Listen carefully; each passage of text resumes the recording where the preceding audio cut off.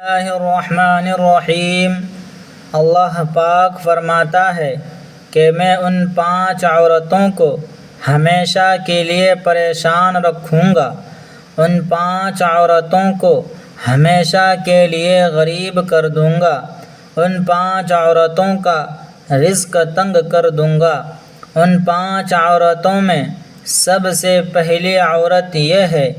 محترم ناظرین، آج میں آپ کے دلوں کے دروازے پر ایک ایسی دستک دینے جا رہا ہوں جو سن کر روح تک کانپ جائے گی، سانسیں تھم سی جائے گی اور دل میں خوف اور فکر کی ایک لہر دوڑ جائے گی۔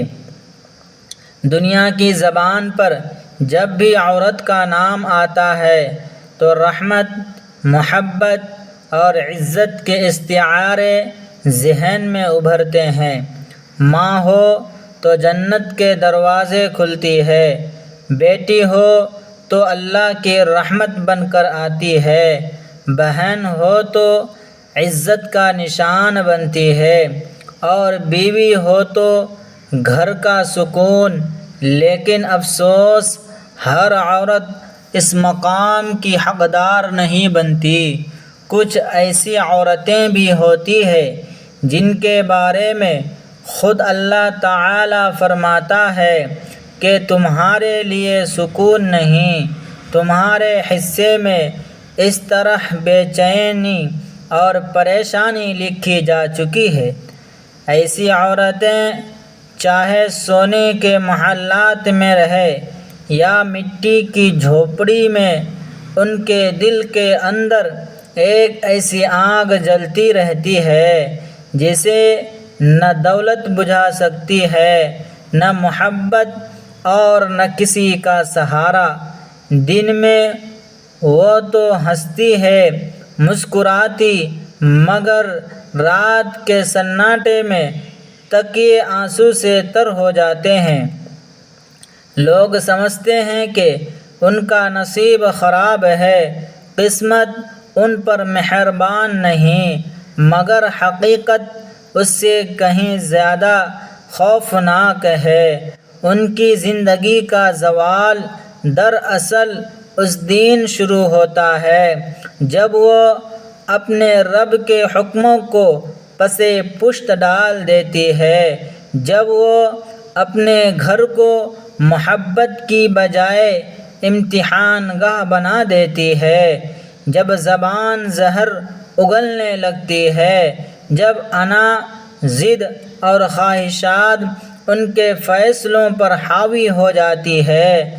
پھر نہ شوہر کی محبت کام آتی ہے، نہ والدین کی دعا، نہ دولت سکون دیتی ہے اور نہ دنیا کی کوئی طاقت، کیونکہ جب اللہ تبارک و تعالی ناراض ہو تو زمین کا کوئی سہارا دل کے خلا کو نہیں بھر سکتا۔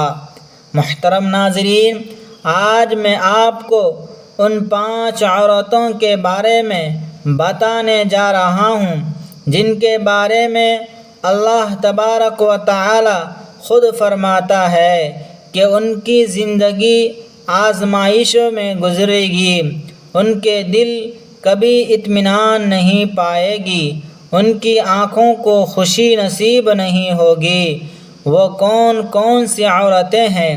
ان کے دلوں میں ایسا کون سا زہر پلتا ہے جو سکون کو جلا دیتا ہے؟ اور اگر ان صفحات میں کہیں ہم خود شامل ہو تو اس آگ سے بچنے کا راستہ کیا ہے؟ یہ جاننا ہمارے لیے صرف علم نہیں، نجات کا ذریعہ بن سکتا ہے۔ ایک بار حضرت موسیٰ علیہ السلام کو اللہ تعالی کی جانب سے ایک طویل اور آزمائش بھرا سفر کرنے کا حکم ہوا۔ سورج اپنی تپیش سے زمین کو جلا رہا تھا، ریت دہکتے انگاروں کی طرح قدم کو جلانے لگتی تھی اور پسینہ جسم کے ہر حصے سے بہہ رہا تھا۔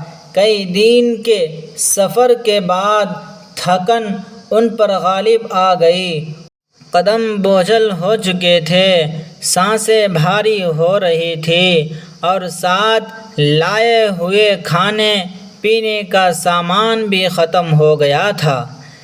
پانی کا مشکیزہ خالی تھا اور لبوں پر پیاس کے باوجود کوئی قطرہ نصیب نہ ہو سکا، مگر حضرت موسیٰ علیہ السلام کے دل میں ایک شے قائم و دائم تھی، اور وہ تھی اللہ پر کامل یقین، اور وہ جانتے تھے کہ جس ذات نے سفر پر روانہ کیا ہے وہی ان کی منزل بھی طے کرے گی۔ چنانچہ پریشانی کے بجائے انہوں نے صبر اور یقین کا سہارا لیا اور قدم آگے بڑھاتے گئے۔ کچھ دیر چلنے کے بعد ایک بستی نظر آئی، پسماندگی، غربت اور مایوسی میں ڈوبی ہوئی تھی۔ کچھ اینٹوں کے مکان، دیواروں میں دراریں، چھتوں میں سوراخ اور چہروں پر بھوک کے سائے۔ دل میں خیال آیا کہ یہ مفلس لوگ ہماری کیا مدد کر سکے گی، مگر یقین الہی کے سہارے آپ اس بستی میں داخل ہوئے۔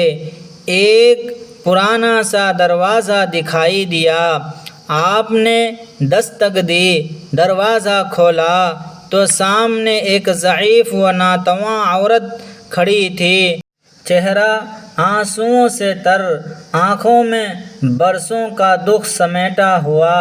جیسے ہی اس نے حضرت موسیٰ علیہ السلام کو پہچانا، لرزتے ہوئے قدموں سے آگے بڑھی اور آپ کے قدموں میں گر پڑی، کانپتی آواز میں کہنے لگی، اے اللہ کے نبی، برسوں سے آپ کے دیدار کی خواہش دل میں پالی تھی، مگر بھوک اور بے بسی نے ہمت چھین لی۔ آج اللہ تبارک و تعالی نے آپ کو میرے در پر بھیجا ہے، یہ میری زندگی کا سب سے قیمتی لمحہ ہے۔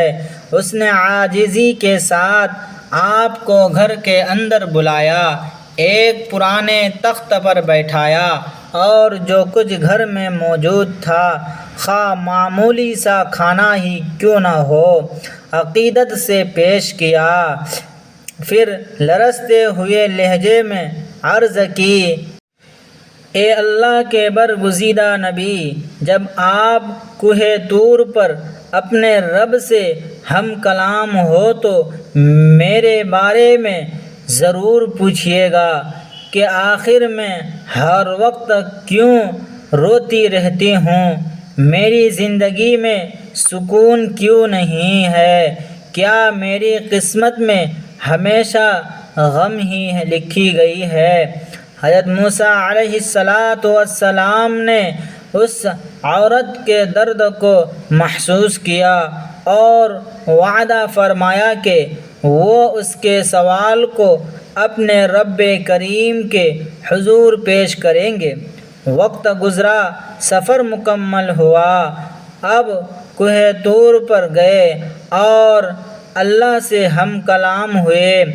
جب واپس لوٹنے لگے تو وہی بستی دوبارہ سامنے آئی اور وہی عورت یاد آ گئی۔ آپ کے گھر کے قریب پہنچے اور دروازے پر دستک دی۔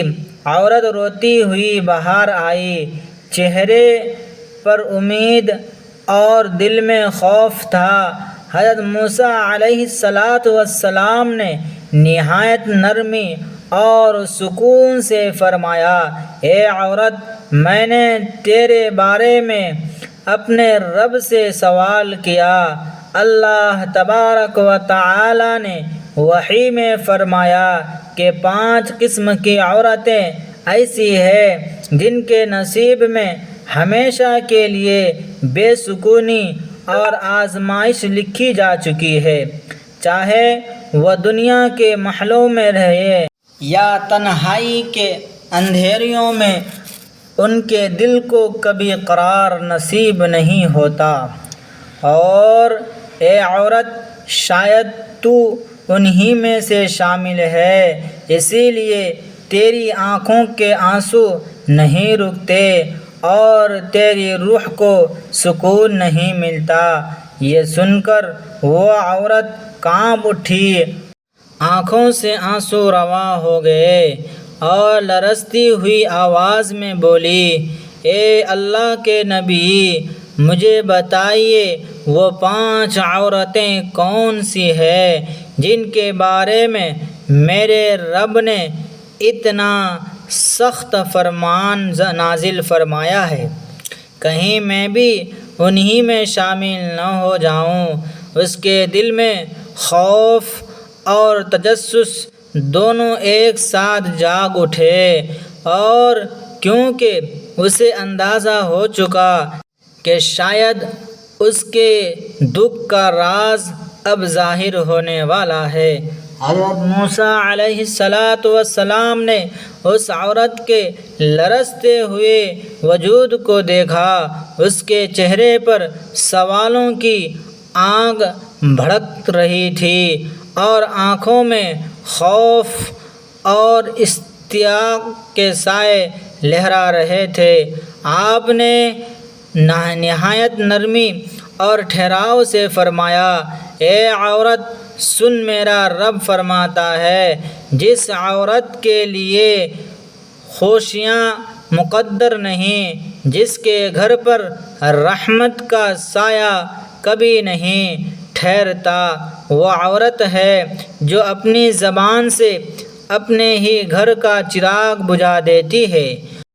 آپ نے لمحہ بھر توقف کیا اور پھر فرمایا، وہ عورت جو اپنے شوہر کی عزت کو دوسروں کے سامنے تماشا بنا دیتی ہے، جو اس کے رازوں کو زبان پر لے آتی ہے، اس کے عیبوں کو لوگوں کے درمیان اچھالتی ہے اور اس کے احترام کو اپنے تکبر کے نیچے روند دیتی ہے۔ دراصل وہ اپنے ہی ہاتھوں سے اپنے گھر کی بنیادیں ہلا دیتی ہے۔ اس کی زبان، آپ نے فرمایا، تلوار کی مانند ہے۔ یہ تلوار جسم کو نہیں، دل کو کاٹتی ہے۔ وہ عورت جو اپنے شوہر کی کمائی، اس کی چال ڈھال، اس کے گھریلو معاملات، حتیٰ کہ اس کے ظاہری انداز کا سہیلیوں، رشتہ داروں یا محفلوں میں بیٹھ کر مذاق اڑاتی ہے، وہ یہ نہیں جانتی کہ اس کے الفاظ زبان پر نہیں گزرتے، آسمان تک پہنچتے ہیں، اور جب عورت کی زبان شوہر کی عزت کا پردہ چاک کر دیتی ہے تو اللہ تبارک و تعالی اس کے گھر کی برکت کا پردہ اٹھا لیتا ہے۔ پھر نہ دیواروں میں محبت باقی رہتی ہے، نہ فضاؤں میں سکون، نہ دلوں میں قرار۔ ایسی عورت اگر ہزاروں نمازیں بھی پڑھ لے، قرآن کی تلاوت کرے اور صدقہ و خیرات بانٹے، تب بھی جب تک وہ اپنے شوہر کی عزت کی حفاظت نہیں کرتی، فرشتے اس کے گھر کی دہلیز سے رحمت کو واپس لوٹا دیتے ہیں۔ ایسی عورت کا چہرہ چاہے دنیا کے سامنے ہنستا ہو، مگر اس کے دل میں ایک قبرستان ہوتا ہے۔ اس کی ہنسی خالی ہوتی ہے، اس کی اولاد بے چین رہتی ہے، اس کی نیندیں اڑ جاتی ہے اور رزق میں برکت مٹ جاتی ہے۔ حضرت موسیٰ علیہ السلام نے فرمایا کہ اللہ تبارک و تعالی فرماتا ہے، جو عورت اپنے شوہر کے راز افشا کرتی ہے، میں اس کے رزق کے دروازے بند کر دیتا ہوں، اس کے گھر سے سکون اٹھا لیتا ہوں، اس کے نصیب سے نور چھین لیتا ہوں، کیونکہ قرآن میں شوہر اور بیوی کو ایک دوسرے کا لباس قرار دیا گیا ہے، اور اگر لباس جسم کو بے پردہ کر دے تو اللہ اپنا پردہ کیوں برقرار رکھے۔ رسول اکرم صلی اللہ علیہ وآلہ وسلم نے بھی فرمایا، تم میں سے بہتر وہ ہے جو اپنے گھر والوں کے لیے بہترین ہو، مگر وہ عورت جو اپنے گھر کے مرد کی عزت پامال کرے وہ دراصل اللہ کے حکم سے بغاوت کرتی ہے۔ آج ہمارے معاشرے میں یہی غلطی عام ہو چکی ہے۔ عورتیں اپنی زبان کی تیزی کو طاقت سمجھتی ہے، محفلوں میں آپس کی باتوں میں یا محلوں کی بیٹھکوں میں شوہروں کی کمزوریوں کو فخر سے بیان کرتی ہے۔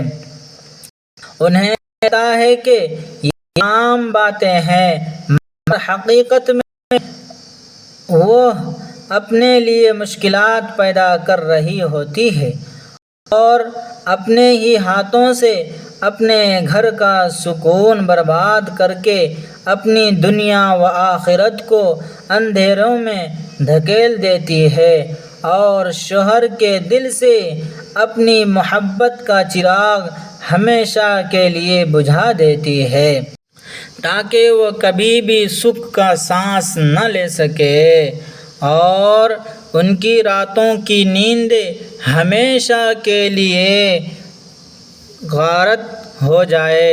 اور محترم ناظرین، اگر آپ کو یہ ایمان افروز اور دل دہلا دینے والا بیان پسند آیا ہو تو صدقہ جاریہ سمجھ کر اس ویڈیو کو لائک کرے، ہمارے چینل کو سبسکرائب کرے اور بیل آئیکن کو ضرور دبائیں۔ میرے محترم بزرگوں، تاکہ اس طرح کی مزید دلنشین ویڈیوز آپ کو بر وقت ملتی رہے اور اس سبق آموز پیغام اپنے فیملی اور دوستوں کے ساتھ زیادہ سے زیادہ شیئر کریں تاکہ اور بھی لوگ اس سے عبرت حاصل کر سکیں۔ کمنٹ باکس میں اپنی رائے کا اظہار کریں اور درود پاک ضرور تحریر کریں۔ جزاک اللہ خیراً احسن الجزاء۔ ضرور ضرور ضرور ضرور سبسکرائب کیجیے گا میرے بھائی۔